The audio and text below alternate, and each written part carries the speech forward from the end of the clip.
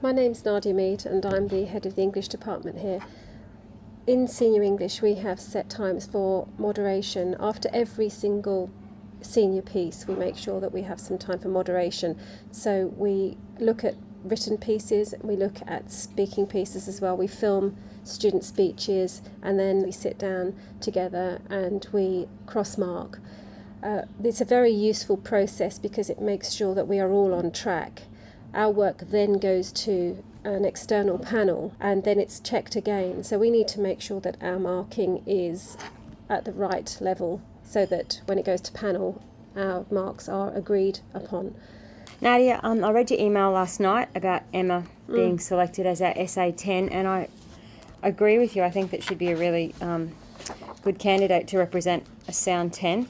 We've only had one of her pieces moderated, and that came out at a B. So do you think that we should have a quick look at some of the other work that she's written? The last piece, definitely. Yeah. All right.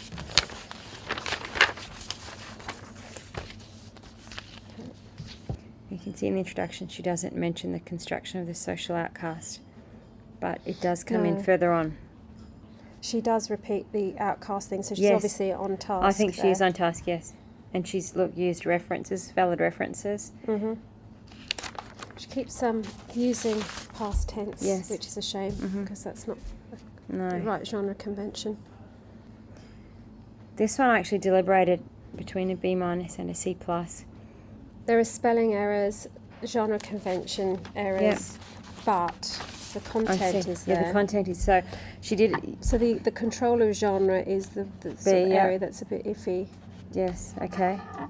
I'd say where you've got her is absolutely spot on. That she's mostly here, but she is moving towards the B. B's. Yeah. So the pattern's gone. B, C. Yeah, B, C, and then a B-.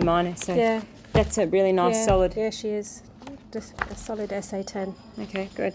Once we've compiled all the assessment data, we enter it into the database and pull out an overall mark for each semester. And it's my job to track students across all 4 semesters of Senior English. The purpose of tracking really is to show movement between rungs on the assessment grid. And it's very useful to track which students are moving in the right direction and to pinpoint students who aren't actually moving, or in case students drop, we can actually intervene and do something about it.